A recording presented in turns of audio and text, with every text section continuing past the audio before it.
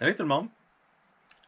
Je voulais faire une petite vidéo pour comme un peu parler du bilan de ce que j'ai vécu durant la première année solo, off-grid, en dehors des ondes, seul. Ben, presque seul avec mon beau partenaire Thunder, qui m'accompagne dans mes aventures. Bref, c'est pas tout le monde qui a comme voulu faire ce genre de move-là. J'avais le goût d'essayer ça, j'avais le goût de me retrouver, de vivre dans la nature, comme j'avais déjà mentionné dans ma première vidéo, dans une de mes premières, de pouvoir voir c'est quoi d'être seul au monde, d'être dans la nature, d'être avec les oiseaux, le vent, les arbres, toute la belle nature finalement. Ça a amené beaucoup de réflexion, de silence, de connexion avec cette nature-là. Ça m'a amené aussi beaucoup de liberté. Je pense que c'est ça que les gens aiment le plus de ce mode de vie-là, c'est la liberté qu'on a d'avoir l'impression de ne pas être accaparé par 50 000 préoccupations. Il y en a des préoccupations, c'est pas aussi simple que ça de vivre off-grid, mais c'est quand même intéressant de pouvoir avoir le sentiment qu'on choisit qu'est-ce qu'on veut faire, qu'est-ce qu'on va faire dans les différentes situations, dans la vie de tous les jours même. Tu sais, quand on dit, moi je travaille en informatique, surtout que je ferme mon ordinateur, je ferme le couvert, bang, je tombe pas en vacances, mais presque. Tu sais, c'est comme je viens de tomber dans un autre monde. Je viens de switcher dans le monde, dans un monde qui est ressourçant, connecté à l'essentiel, si je peux dire. Fait que ça m'amène beaucoup de liberté. Le fait de se sentir seul au monde aussi, c'est quand même intéressant de pouvoir être capable de voir qu'on est comme sur une île déserte. Il y en a qui ont vu le film Seul au monde. Là. Des fois, j'ai l'impression d'être comme ça ici. Oui, j'ai de la visite qui vient. Oui, je vais faire des voyages en ville à Québec pour aller voir mes enfants, les amis, etc. Mais le sentiment d'ici d'être seul au monde est assez quelque chose parce que c'est vaste comme endroit. Il n'y a pas de voisins trop proches, si je peux dire. Là. Les plus proches voisins sont à environ 1 km, 1 km et demi. Puis ça, c'est quand ils sont présents à leur chalet. Fait que ça permet de pouvoir avoir beaucoup de temps seul. La solitude est comme vraiment intéressante. J'en avais peur au début, je dois l'avouer. Je me demandais qu'est-ce que j'allais faire de me retrouver tout seul. J'ai passé de. J'étais dans une famille de 6, puis là présentement je suis tout seul. Les enfants sont à Québec, puis ça fait, tu sais, on passe d'un autre mode là. C'est la première fois de ma vie que je me retrouvais seul.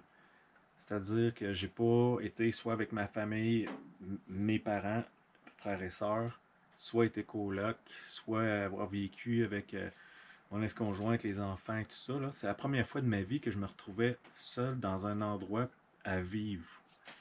Fait que c'est quelque chose que j'avais peur au début, puis finalement, ben, ça s'est avéré quelque chose de vraiment super. J'ai été capable de pouvoir retourner à qui j'étais moi, qu'est-ce que je voulais dans la vie, qu'est-ce que je souhaitais être comme personne, vers où je veux m'en aller aussi. Fait que ça fait la solitude, elle emporte finalement beaucoup de réflexion, d'introspection, d'avancement sur soi. Puis, ben, comme je disais, je suis pas tout à fait seul. Là. J'ai Thunder depuis le mois de décembre dernier, là, mais ça m'a fait réfléchir beaucoup. Puis ça fait évoluer. Ça fait prendre conscience de bien des choses.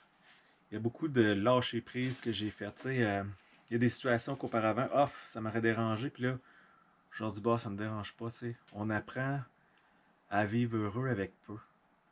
Euh, on retourne à l'essentiel, le vrai. C'est sûr que ça prend de l'audace pour pouvoir faire ça. Ça prend de la détermination. Il faut vouloir, il faut dire, ok, je vais me mettre au bout de mes craintes, je vais affronter mes craintes, je vais m'en aller vers de l'inconnu, je vais faire un pas dans le vide. Mais au bout du compte, là, ça donne énormément. Ça fait du bien, ça fait se sentir vivant, ça fait, comment je dirais, voir une raison d'être d'exister. Là. C'est venu, euh, c'est venu comme m'enlever du tourbillon de la vie, de toutes les occupations qu'on a habituellement, le boulot, métro, dodo. Ça vient remettre en perspective, hey, à quoi ça sert la vie? Pourquoi est-ce que je m'arrêterais à être dans un mode si capitaliste ou si de consommation, si je peux dire. Là. C'est venu me chercher beaucoup par rapport à ça. Il y a eu des beaux moments aussi, l'observation de la faune. J'ai vu des lynx, des loups, des orignaux, une loutre, des castors, des oiseaux, renards, porc-épic, lièvres, des ours, perdrix, écureuils, souris, n'importe là, j'ai vu de toutes sortes d'animaux. C'est vraiment de toute beauté de voir cette nature-là. Puis d'avoir l'impression qu'on se retrouve. Tu sais, des fois, je vois, je réfléchis à comment Tarzan pouvait être de se retrouver dans tous les animaux. Là, j'étais un peu dans le mode de la, si je pourrais dire de l'Afrique du Québec. Là, on se retrouve avec plein d'animaux ici aussi. Là, puis ça fait drôle de cohabiter avec les autres qui sont là. Ils ont leurs habitats, ils ont leur petit terrier, ils ont leur spot où ils vont vivre, leur tanière, tu sais, ils ont comme tout leur style de vie, puis moi j'arrive au travers de ça, puis là je les observe, alors qu'avant, ben, j'étais en ville, puis je venais au chalet, mais c'était jamais autant, comment je pourrais dire, en détail de tout ce que je peux remarquer aujourd'hui par rapport à ce que c'était dans le temps. Bref, c'est vraiment intéressant. Il y a aussi les ciels étoilés, il y en a des étoiles ici, la Voie lactée, puis tout, là, on voit tout, les étoiles filantes. Les aurores boréales, c'est quelque chose. Il y en a vraiment beaucoup, beaucoup plus qu'on pourrait imaginer.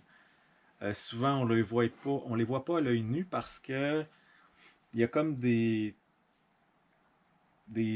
spectres, ou je sais pas trop comment l'expliquer, là, mais mon appareil photo était capable de les voir, puis moi je les voyais pas. Je voyais du blanc, je voyais que ça bougeait, mais je n'étais pas capable de pouvoir définir des couleurs ou de percevoir qu'est-ce que mon appareil voyait. Fait que ce que vous avez vu comme vidéo, c'est mon appareil qui les a vus. Des fois, je voyais ces mêmes couleurs-là, des fois c'était carrément blanc, mais que ça bougeait.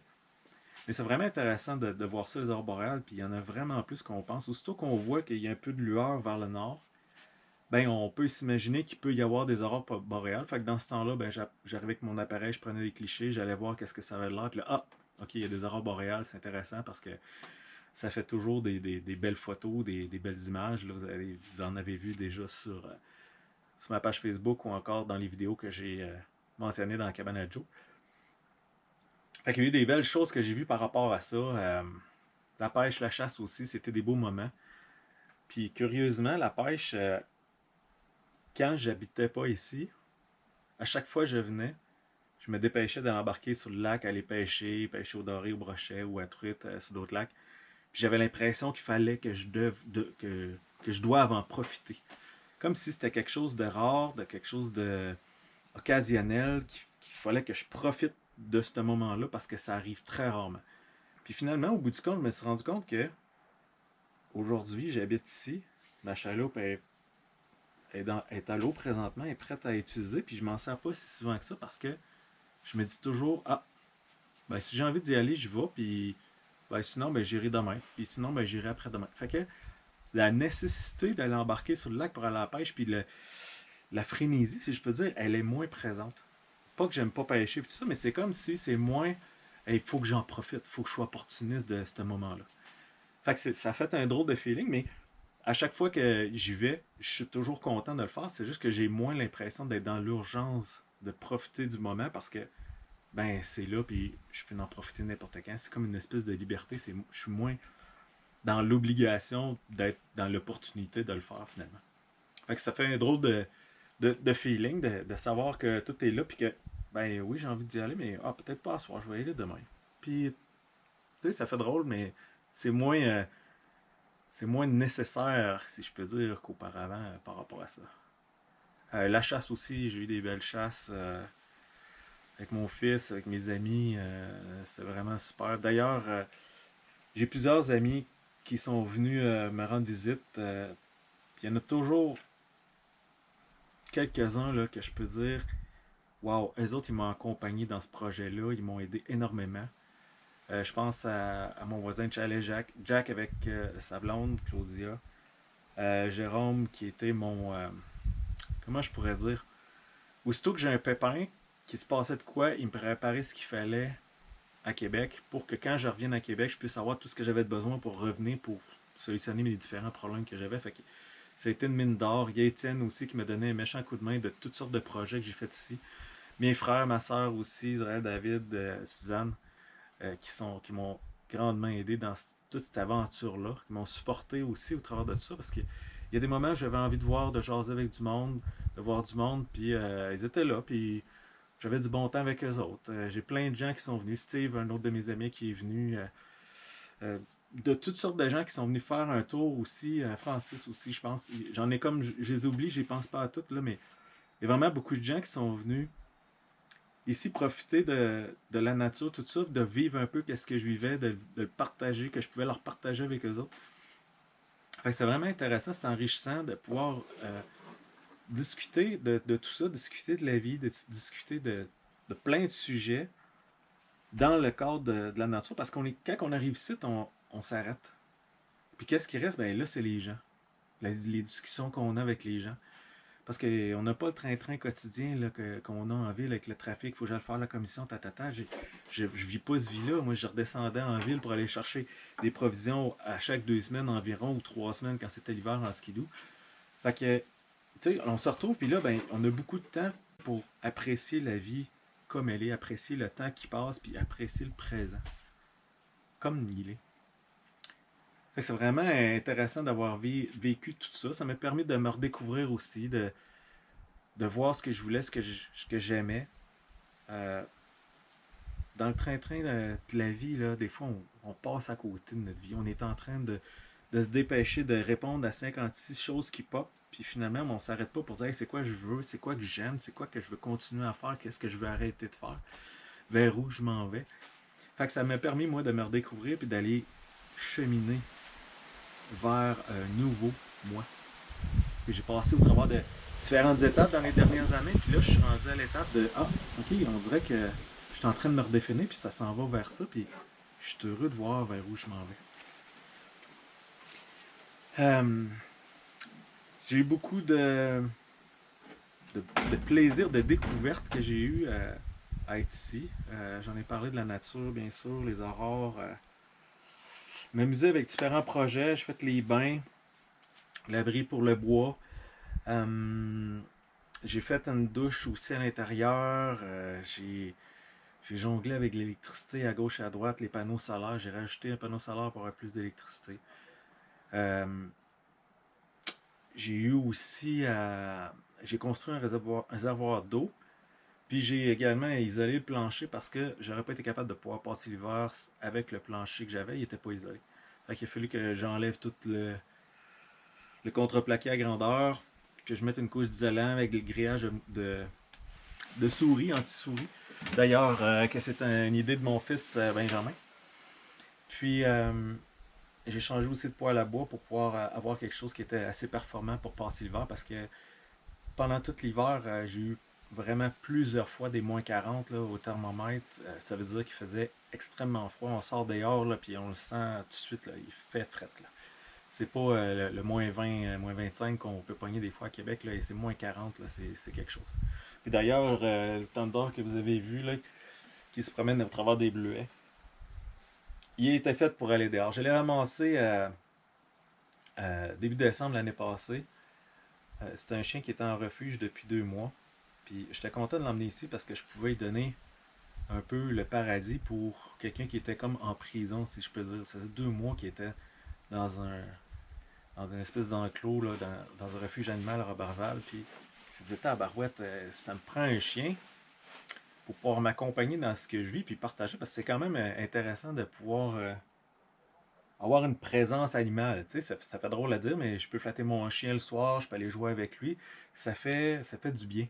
Je me suis rendu compte que la solitude, c'était bon, mais il y a des petites choses de plus que, ah, avec un chien, là, je suis capable d'aller chercher quelque chose de le fun, puis je peux lui parler, puis il m'écoute tout le temps. Fait que c'est bien plaisant. Mais bref, ça me prenait un chien qui allait à moins 40. Fait que ce chien-là, il va jouer dehors à moins 40, il va jouer dans la neige, il est fou comme un balai. C'est vraiment fait c'est vraiment fait tough. J'ai été surpris. Je pensais pas d'aller vers les huskies comme race de chien, mais c'est mon ami Jack, justement, qui me dit va te chercher un husky, c'est ça que ça te prend au chalet, tu vas être bien mieux que n'importe quelle autre sorte de chien. C'est des chiens faits pour l'hiver, puis tout ça, puis il y en a eu plusieurs.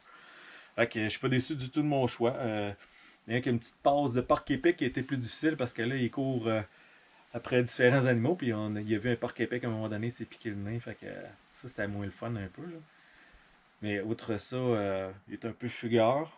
Mais il aime toujours rester quand même dans les parages. Là, vous le voyez pas présentement, mais il est en train de manger des bleuets. Il regarde le lac. Il est un peu comme moi. Il est très contemplatif, si je peux dire, là.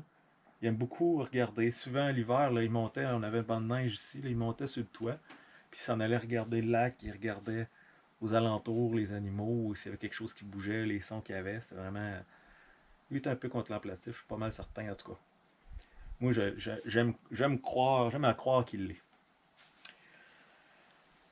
Fait que, bref, tout ça m'a apporté aussi beaucoup de débrouillardise. Il a fallu que je me débrouille dans toutes sortes de domaines. J'ai eu mon Starlink cet hiver, il marchait pas bien. Ça allait pas quand il fait en bas de -20. Les fils, ils se contractent, fait qu'il y a une mauvaise connexion qui se faisait. J'étais obligé d'aller essayer de mettre de l'eau chaude ou encore de réchauffer l'antenne d'une autre façon ou encore de trouver finalement une manière de programmer l'antenne pour qu'elle reste pas active mais toujours connectée. En tout cas, bref, ça a été du taponnage pour pouvoir faire marcher ça. Les poêles à bois, j'ai eu des problèmes. Mon poêle à bois à l'intérieur, mon nouveau poêle, le joint autour, il était mal collé sur le haut en particulier, puis ça m'a occasionné des problèmes. Il fallait que j'arrête de chauffer le chalet pendant une journée pour pouvoir recoller tout ça. En même temps, ben, mon poêle à bois, parce que j'ai un autre poêle à bois qui est ici pour la partie du patio, elle, il était en problème parce que la cheminée avait comme tombé par le vent. Fait que les deux étaient comme en problème dans la même journée. J'ai fallu que je répare les deux poêles à bois dans la même journée. Fait que c'est toutes des petites affaires, des banalités, mais ça nous oblige à avoir un certain sens de débrouillardise. J'ai eu les tuyaux qui étaient gelés aussi, les tuyaux de drain de l'évier qui étaient gelés. Fait que quand mes frères sont venus, ils ont tout pelleté ça, on a été capable de pouvoir dégeler les tuyaux, puis finalement, ben, ça a tout réglé le problème parce que il faut que je sois capable de me drainer mon eau de vaisselle, l'hiver en particulier, là. Les skidoo. Les skidoo, ça brise quand même souvent. Il y a toujours un petit quelque chose de brisé.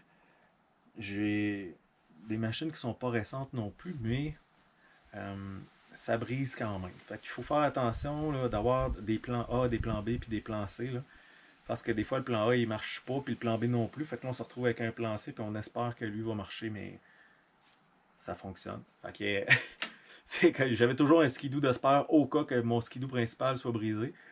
Puis, ben, toute la place qui est ici m'a servi de garage. Fait que je rentrais mon skidoo pour travailler dessus.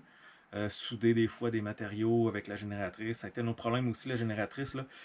Quand il fait très très froid, elle ne veut pas démarrer. Fait que pour pouvoir la démarrer, ben, il fallait que je démarre le poêle à bois. Le poêle à bois faisait chauffer la pièce, si on veut. J'avais mis du polythène à grandeur ici.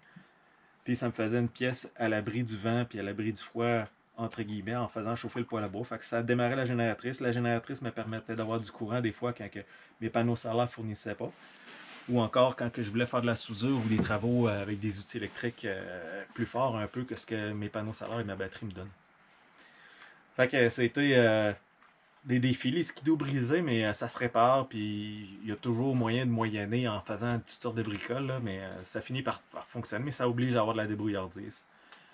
Euh, L'eau l'hiver aussi, il fallait que je me débrouille parce qu'au début, je prenais de la neige que j'envoyais directement sur le poêle, je la chauffais, puis je me suis rendu compte que crime, ça prend beaucoup de temps, beaucoup d'énergie à chauffer toute cette eau-là, puis ça donne pas grand-chose. C'est comme une chaudière de neige, ça donne presque pas d'eau.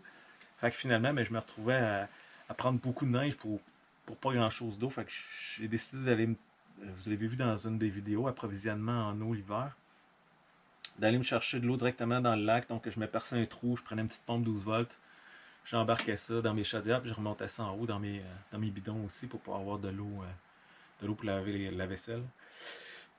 Fait que ça a été un autre cas de débrouillardise. Il faut apprendre à inventer des solutions. C'est ça qui est quand même valorisant parce qu'on réussit à se débrouiller. On s'en rend pas compte. On se dit comment je vais faire, comment je vais faire. Puis finalement, ben, à force de réfléchir, à un moment donné, il y a des solutions qui viennent. Des fois, ça vient pas la journée même. Des fois, ça prend quelques jours. Puis, ah ouais, je pourrais essayer ça. Puis, tu sais, faut se faire confiance aussi en tant qu'humain qu'on est capable de trouver des solutions. On est capable de pouvoir en arriver à résoudre les problèmes parce que on a beaucoup de capacité, mais souvent on est probablement trop stressé ou manque de confiance en soi qui fait que j'y arriverai pas.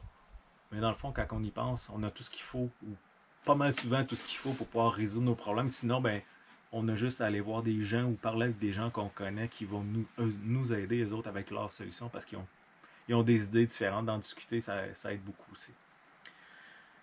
Il y a eu des grosses tempêtes de neige aussi. C'était quelque chose. Là, le vent avait arraché des bouts de revêtement de mon cabanon. Fait tasser la cheminée du poêle qui est en arrière de moi était rendue carrément à l'horizontale. C'était vraiment quelque chose, là, la tempête qu'il y a eu autour, je pense que c'est le 24 décembre, qu'il y a eu du gros vent, du froid, de la neige, là, c'était quelque chose, mais c'est excitant de voir tous les éléments se déclencher, se défouler, être en pleine action. C'est vraiment spécial, puis c'est beau à voir. Tu sais, je suis pas en train de regarder un film, je regarde du vrai, là. C'est quelque chose qui se passe live, là. Puis c'est vraiment. C'est quelque chose de. Je sais pas, moi, ça m'a toujours excité, les tempêtes de neige, de voir comment les éléments se bougeaient autour de moi, comment il y avait de l'énergie dans ça. Tu sais, tout le vent, la neige, de voir les nuages qui arrivent tout gris, après ça, des gros orages, puis il y en a des orages ici, c'est assez. On voit pratiquement 360, fait que quand on voit des orages, là, ça pète de partout, puis le son, ça résonne, tu sais, il n'y a pas rien pour amortir le son, ça s'en vient direct, là, ça claque, là. C'est quelque chose de vraiment quelque chose, de vraiment spécial. Il y a eu les 4 roues qui ont brisé aussi, trailer qui a brisé, je pense que j'ai fait une publication sur Facebook, là, mon shaft mon essieu de remorque, là, il a cassé en deux pendant que j'étais en train de revenir en ville. C'était une autre belle aventure. Le camion aussi qui est brisé. Fait que bref, quand on s'en va off-grid, il faut penser que il va y arriver des pépins. Il va y en avoir. Il va y avoir des choses à réparer. Il va y avoir des solutions à trouver, des défis à vivre, mais il n'y a rien d'insurmontable. Tout se surmonte. Il y a toujours moyen de trouver une solution.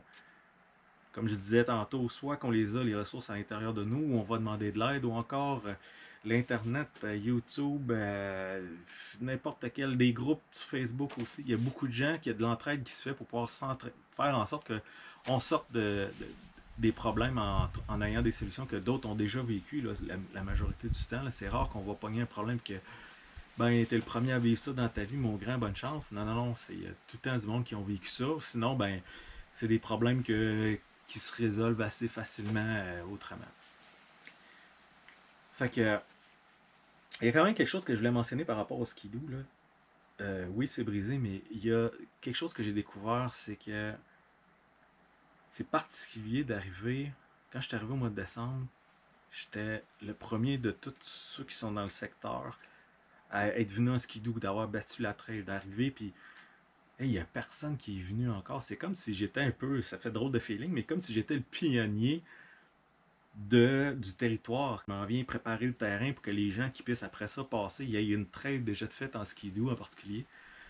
Fait que ça fait un drôle de feeling. Je suis allé me promener en skidoo pour aller vers la chute blanche. Là, c'est une chute qui est un peu plus au nord. Puis d'arriver dans les grandes étendues, c'est vaste. Il n'y a personne, personne, personne. C'est blanc, c'est beau, les montagnes tout enneigées. De voir le paysage, la faune, l'impression de hey, mais c'est donc bien grand le Québec, c'est donc bien grand la Terre. Il y a donc bien peu de gens ici, puis la planète est donc bien grande. C'est ça que j'ai jamais fait comme feeling. Là. C'est waouh, il y en a de la place. C'est comme je vois personne. J'ai roulé pendant des kilomètres, pas vu un chat, pas une trace de skidoo, pas d'animaux non plus cette journée-là. Mais c'est donc ben wow, c'est beau, le beau soleil avec la neige, là, c'est magnifique. Fait que le skidoo, pour moi, ça a été une petite révélation que je m'attendais pas d'avoir autant de fun que ça, mais j'ai vraiment, vraiment trippé. Je pensais que j'allais être plus souvent enfermé dans le chalet à faire mes petites affaires, puis bon, un petit tour de raquette par-ci par-là, mais non, je suis allé faire vraiment beaucoup de motoneige, j'allais explorer des endroits que j'avais jamais été. Je pars toujours, inquiétez-vous pas, avec un satellite, un module de communication inReach qui me permet de pouvoir communiquer avec n'importe qui, n'importe quand, par satellite. Fait que je partais toujours avec ça. Je partais toujours avec 3 kits de feu. Fait que pour être certain que s'il y en avait un qui marchait pas, l'autre allait marcher. Là. Fait que j'en avais des plans A, B et C. Là. Je voulais absolument pas rester pris dans le bois pendant des jours, si je peux dire.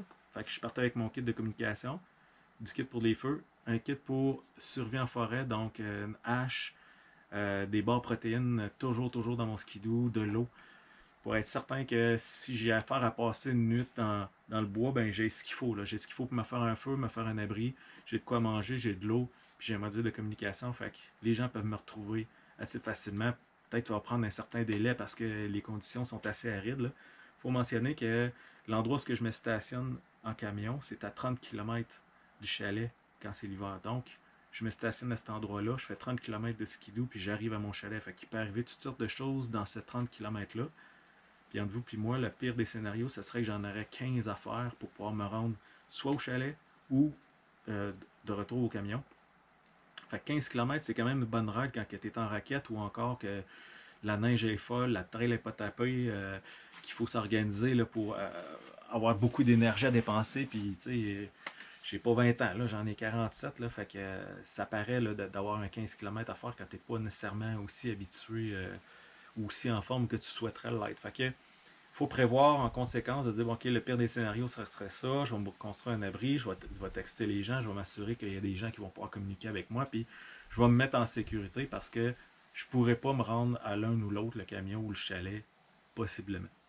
C'est pas arrivé, Dieu merci. Je pense que il est arrivé une fois où est-ce que j'avais 10 km de fait pour aller chercher mon ami Jérôme qui s'en venait en motoneige, puis j'avais 10 km de fait. Ça fait plusieurs fois que je me prenais avec le skidoo, puis là, je vais être capable de me rendre pour aller le trouver. Là, j'ai pas emmené mon bidule satellite, j'étais un petit peu dans le chenoute, fait que là, ça me stressait un peu. Fait que, mais 10 km, la trail était tapée, puis tout, mais ça m'a quand même chicoté. Il y avait des traces de loup aussi à terre, mon chien était plus avec moi, fait que il y a un petit scénario là, qui s'est embarqué assez facilement dans ma tête. C'est pour dire que faut penser à toutes les situations. À chaque fois que je venais pour partir faire des grandes rides, je textais toujours à quelqu'un qui était en ville pour pouvoir dire ok, je pars, puis je devrais être revenu à telle heure. S'il n'y a pas de mes nouvelles, c'est qu'il m'est probablement arrivé quelque chose. Fait que cette personne-là, c'est Jack qui était au courant, puis il savait très bien qu'il s'en venait me chercher si il n'y avait pas de mes nouvelles, parce que c'était ça qu'on s'était donné comme directive. La même chose avec Jérôme, quand il est venu me rejoindre, j'ai dit bon, on se rend un à l'autre. C'est pas si ça va pas, je retourne. Non, non, on essaie de se rendre. C'est l'un et l'autre qui, lui, partait de son camion, puis moi, je partais du chalet. Fait on essayait d'aller se rejoindre, mais on est resté pris beaucoup parce que la neige était très molle, c'était au printemps. Fait que c'était assez difficile comme condition. Il a brisé son skidoo en s'en venant. Moi, je restais pris souvent en allant le rejoindre. Fait que ça a été des belles aventures encore.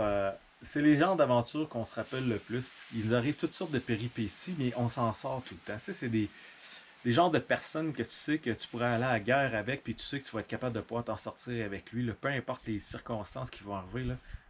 Il y a des systèmes D qui s'installent, puis une complicité, puis hey, ça va marcher. On va y arriver, puis on trouve des solutions, on est ingénieux, puis c'est toujours le fun, toujours plaisant, parce que on en a vécu toutes sortes de boîtes difficiles, mais on sait qu'on va s'en sortir tout le temps. Fait que c'est pour ça qu'on rit. Puis quand on s'est retrouvés, on riait, on pleurait de joie de s'être retrouvés parce que c'était quand même très difficile. Puis on avait hâte de se voir parce que on était supposé de se rencontrer à 11h. Puis finalement, on s'est rencontrés à 1h du matin ou minuit et demi. Fait que ça faisait 1h30 qu'on essayait de bûcher toutes les deux comme des bons pour se retrouver. Puis on a fini par y arriver, mais ça a été dur. Puis je me suis posé souvent la question peut-être qu'il retournait à son char. Je dis non, il est sûrement pas retourné à son char. On s'était dit qu'on se croiserait, il faut se croiser. Il est parti, il est en route, fait que faut que je me rende jusqu'à lui. Il est peut-être en panne, etc. Tu sais, il y a plein de choses, mais il faut continuer toujours avec le plan qu'on s'était dit initialement. C'est il faut se retrouver. Peu importe c'est qui se rend à l'autre, mais il faut se retrouver. Fait que c'est toutes sortes de belles aventures comme ça qui font que de vivre ici, il y a beaucoup de choses qu'on n'est pas habitué parce qu'on a toutes les facilités de la ville, que je veux dire. Mais quand on arrive ici, on se retrouve qu'on les a plus, mais ça ne veut pas dire qu'on est impotent.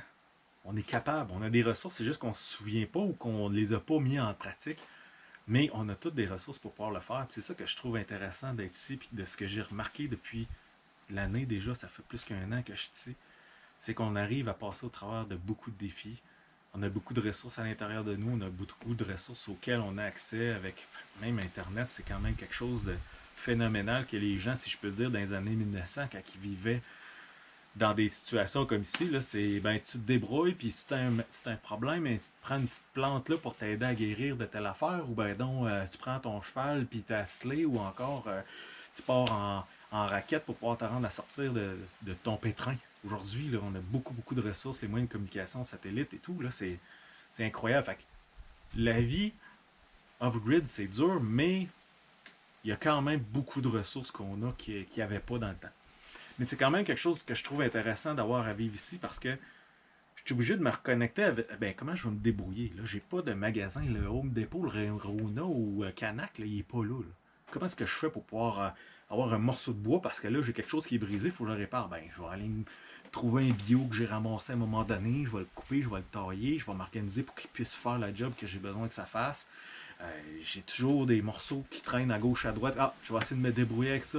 Ça force à réfléchir à des solutions puis à développer une certaine intelligence, je dirais, d'avoir à se débrouiller puis à réfléchir autrement que la facilité, si je peux dire. Fait que tu es obligé de t'embarquer dans un mode de OK, comment je vais faire ça? Ouais, je peux pas aller en ville. Non. OK, je vais trouver une autre solution. Comment je réfléchis? Alors, je vais ramasser un arbre, puis bon, je vais essayer de faire ça avec ça. Un morceau de métal qui traîne, puis tu te débrouilles. T'as pas le choix. Tu as les internets pour te donner des idées, mais les ressources, tu les as pas. Là. Si tu es en panne ou tu as besoin de quelque chose, ben là, il faut que tu te débrouilles. Là. Je pense encore à Jérôme qui était venu, sa laille était brisée. Ben un jour, as-tu de la broche? Oui, je pogné de la broche, j'ai donné ça, il a cousu sa chaîne, sa chenille de motoneige pour pouvoir redescendre parce qu'il n'était pas capable de revenir, sa chenille avait déchiré. Fait qu'il a recousu ça avec de la broche, des pinces, puis hey, mais faut que tu te débrouilles. C'est comme, t'as pas le choix, là. Il n'y a pas de chenille, il n'y a pas de magasin à côté. Tu peux pas aller partir avec ton camion, puis on va chercher une chenille, puis on revient. Non, ça marche pas. Fait qu'il faut que tu te débrouilles, puis c'est ça qui est le fun, puis c'est ça qui fait la beauté de la chose, c'est que tu réussis à t'en sortir de manière abracadabrante des fois, mais tu réussis à t'en sortir, puis c'est vraiment intéressant dans ça. Fait que bref, c'est un peu le bilan que je voulais vous parler par rapport à toute l'année que je viens de passer ici. Je suis starté pour une deuxième. Je sais pas pour combien de temps. Je vais-tu passer un autre hiver ici? Ça s'enligne pour ça. J'ai fait mon bois de poêle en conséquence. Puis ça, c'est une autre des choses que je rêve énormément puis que j'adore faire, c'est de faire du bois de poêle, d'aller me faire du boulot. J'achète mon permis pour couper, pour faire ma coupe, puis après ça, je vais me chercher du boulot, puis je me fais mon bois de poêle. C'est tellement le fun. T'as l'impression de respirer dans la nature, d'être connecté avec, de travailler avec les ressources qui sont là, puis d'utiliser tout ce qui est possible autour de toi au lieu d'aller dans un magasin puis ramasser des matériaux que d'autres ont préparés en tout cas de d'autres façons. Mais c'est quand même super le fun de pouvoir faire son bois de poêle. C'est une des choses que j'aime énormément d'être ici, c'est faire mon bois de poêle. Peut-être que je suis trop un gars de bois, peut-être vous allez dire, mais j'ai comme l'impression d'être très bien connecté avec la nature. Pas juste avec le bois de poêle, mais de tout vivre qu'est-ce que je vis ici, d'être dans ce que vous voyez là, d'être avec le lac, le vent, le soleil qui reflète, les arbres, le vent dans les feuilles, le bruit des feuilles. Toutes ces choses-là qu'on est capable de pouvoir s'arrêter, de se connecter au présent. C'est ça que j'aime d'être ici. C'est tellement facile de le faire parce que il y a beaucoup d'occupations ou de préoccupations qui ne sont pas présentes quand on est ici. On oublie les soucis. Il y en a des choses à régler, il y en a des problèmes qui arrivent, mais c'est des choses essentielles qui se passent. C'est pas des choses superficielles que. Il y a beaucoup de choses qu'on se stresse pour rien. Il y a beaucoup de choses qu'on